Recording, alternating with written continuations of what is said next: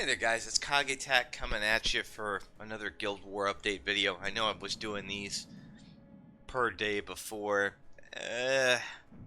Kind of lost interest in doing them because I would have been pretty much just reporting the same thing. However, I have been noticing a very, I don't know, unsettling trend, if you will, from the last few wars we've done. I mean, we've cleaned house for all of these wars so far. We've defeated every opponent. But here's the thing, outside of the first war we did, our opponents haven't had 30 people. I mean, they have a guild of 30, like this one here, Agents of Order, which for their deficit, they're doing pretty well. I know somebody on the Discord was like, well, even though they're down X amount of people, if they use their tokens sparingly and, attack and do such, they have a chance. And I would agree with you. They would have a chance if they were fighting some random guild. Unfortunately, they are not. There will be no fairy tale ending for these guys. Now, you might ask, how are they down so many people? I mean, this is a level 31 guild. They've got 30 members. With the token counter, I automatically knew how many they were down, which the token counter definitely, the amount of information you get from that, depending on where you are in terms of the depth of this mode, or the depth of this mode rather, it gives a lot away. Well, they started with 240. That means they're down 6 people. And that's, 60 less attack tokens. That's 30 easy defenses to take down, or easier defenses, depending if the garrison's up, and that's a separate conversation. But yeah, I mean, these guys had no chance in hell to win with that much of a deficit. There's been fights where just being down one person, I mean, our only loss out of every war was when we weren't high enough to have 30 people, and we fought a 30-person guild tooth and nail, and we probably would have won that fight with an extra person. We just didn't have the capacity then. So what's going on here essentially is there does seem to be some sort of burnout going on with the mode, at least on Battlefield 1. I don't know about other battlefields. I'm not sure if other people are seeing that this is actually happening. But I mean, again, outside of the first fight, 2, 3, and 4, they've all not had 30 people. But here's the thing, I mean, I'm pretty sure on the matchmaking to some extent, the system's factoring in everybody in your guild, and if those people participated in the first round or second or whatever, I'm sure they're all factored in. Plus, as Trenton had mentioned on the Discord, that the matchmaking is also factoring in, win-loss points behind the scenes. So these guilds we're fighting, they're no slouches. I mean, with this, I know some people out there are like, "Ooh, you do Battlefield 1 with 30 people? What?" Like, that has nothing to do with it. There are guilds with 30 people who do really well. Again, let's look at these guys, what we're fighting in Battlefield 1. Their raid rank is 381. Where are we at? To 213. So, I mean, they're in our ballpark in terms of everything considered. We haven't been fighting anything really mismatched at all. I mean, I guess the closest thing to mismatch would be if our opponent doesn't use Discord, or if our opponent doesn't have a real attack plan, then they're in for a bad time. We've had, our strategies and stuff that have worked out pretty well. We communicate, we use up a lot of the tokens. But here's the thing. Between not having this little war buddy here to tell who isn't doing their part, and people just kind of burning out of the mode, you've got two separate scenarios happening. You've got, okay, the people who aren't showing up for it, I mean, this guild obviously has 6 people who didn't show up for this war.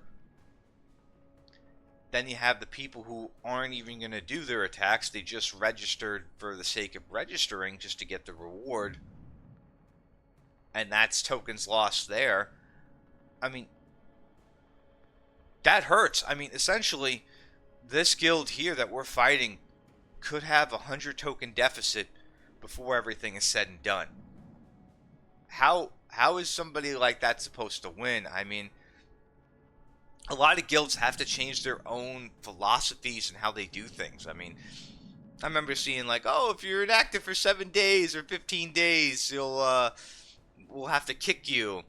Now it's like, if war happens and you're gone for 24 hours, we're taking you out back, old yellow style. And that's the change there. And it's interesting because, again, I mean, these type of systems, they definitely change the dynamic and the mentality of things. And there are people here who are like, well, you should go to a higher battlefield, you should get a bigger challenge. And I tell you people here, all of you, I don't give a shit about the challenge. I really don't. I'm playing to get the most rewards for my guys in terms of tokens. And that's it. I'm not looking to be challenged here. I have enough challenge when I do TA. I have enough challenge with other stuff.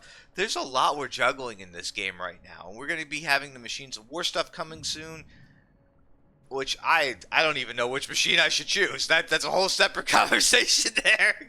It's like, Mikage, don't you look at these other videos and everything? And no, I don't. What do you do? I go downstairs and play PS5, or I've been working out a lot lately. I'm down 35 pounds. I've been focusing a lot on weight loss, and maybe I'll do a separate series on that one day, or some of the dance pad stuff I do to work out, but I don't want to bore you guys with that. But, yeah. So, essentially, I don't have a good answer for any of this, because obviously, the conversation has come up, well, what do I do with these people? If they at least register, it's better than bots. Yeah, I agree, it is better than bots. But at the same time, I'm almost 100% positive these people are obviously being weighted against you in the matchmaking system. So it's like, what do you do? I mean, are these people, are they at least doing raids? Okay, they're helping you out there. They're just not helping you out with this one particular game mode because they have disinterest in it. It's like, what do you do? And the answer to that is, unless you really crack down and you get people energized into this mode, there's not a whole lot you can do. I'll say it before, I'll say it again. I feel like this mode drags on for a little too long. I don't know why people in the survey were okay with 6 wars and everything. I don't know. We get to like War 5, War 6, and we start to just kind of like, you know, put down the newspaper and go, hey, are we almost done with this yet? Because, yeah, the energy definitely drops. I mean, any guild that can keep that energy consistently, God bless. And we're winning almost again, we've got, I mean, technically this is what, War 16, and we've won 15 of them. So, I mean, in terms of token generation, that's great. Now, somebody's like, well, what can we do to get you to Battlefield 2? And I'll reiterate that point is, I do not think D3 units belong in Battlefield 2. People are like, well, the probability of you encountering that. I don't like the fact that there is a probable rate of encounter for those units. Do you know what the probable rate of encounter for a D3 unit in Battlefield 1 is? 0%. I like that number. I really like that number. Can we put that number to work in Battlefield 2? Can we make the cap from like D3 to D1? Is that possible with the system? It might not be. It might not be on the back end, how the game's structured. It might not be a probable thing that can be done. I don't know. I mean, I'm not a game dev by any stretch of the imagination. I don't know what they're working with the coding and things. they may have painted themselves into a corner on that one, which in turn, then what do you do? How do you develop around that to get that request if they want to go that route? Couldn't tell you. Wouldn't even know where to start. But if you could, I would really like Battlefield 2 to be just D1 on the top end. And I don't know, maybe some more rewards for... Because, you know, it's just... We win this mode, we get all these goodies, and we get like 300 tokens. I think if you win like Battlefield 2, you get like, what, 25 or 75 more tokens. I think you should increase the token generation rewards for the higher battlefields, especially if people are, you know, those are your higher paying customers, your long-term players who are fighting in those battlefields. I'll be the first to be like, hey, you probably should give them a bit more. You should probably throw them a better bone, and at the same time incentivize those higher battlefields. Now, I would like to see the incentivization after some rework's been done to some of these battlefields, because again, you go from Gold 1 to potentially D3. Where's the in-between? There, you know, there is no in-between. I don't get it. I don't like it. And yeah. And I feel like, you know, your chance of encountering D3 is going to be based off of your performances. You know, there's obviously some luck involved. Like, there's a Rogue Trader Guild that does really well. I mean, in Battlefield 1, I've seen their numbers, I've seen their performance.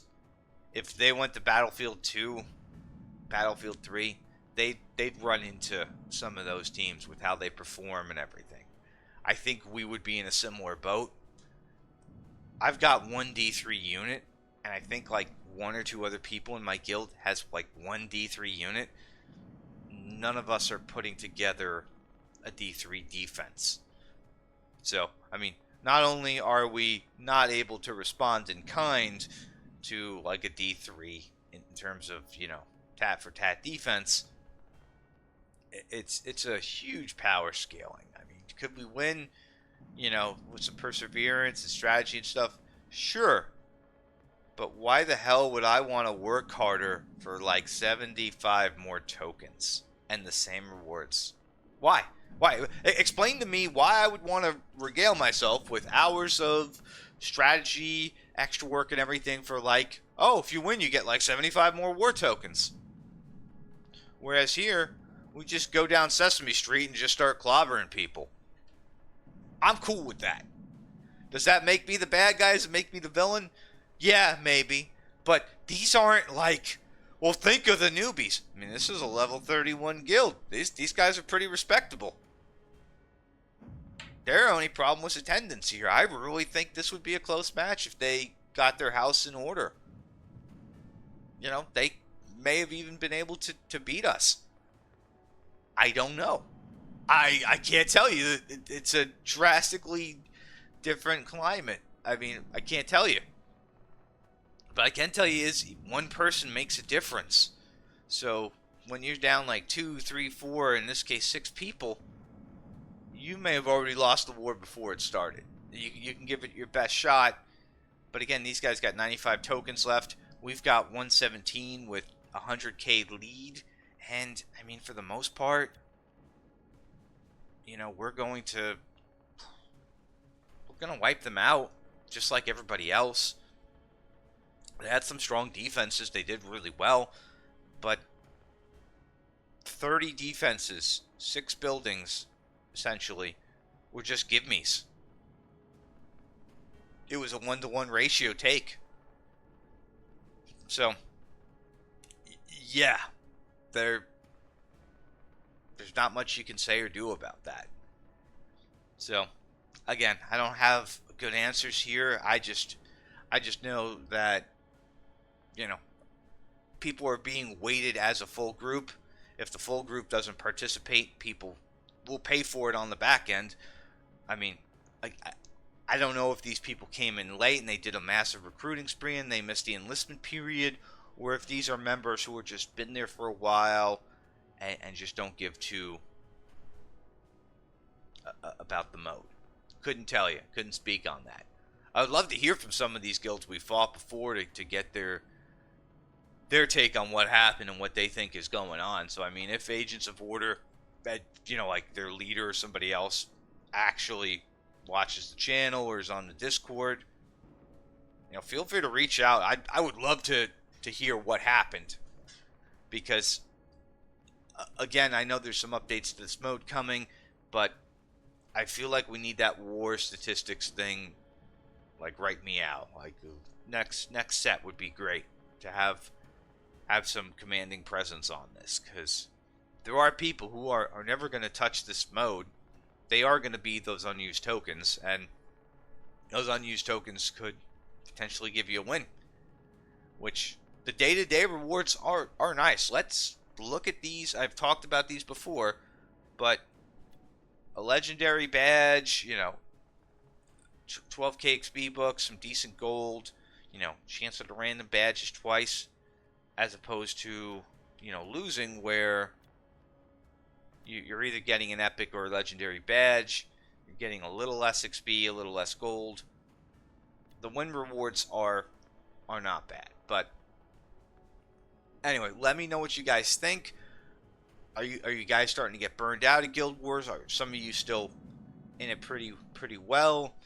I mean, what battlefields are you finding the most success in for your guild? Which, that's another, again, that's a whole nother subject and tangent we can go off onto, is, what is the ideal battlefield for your group?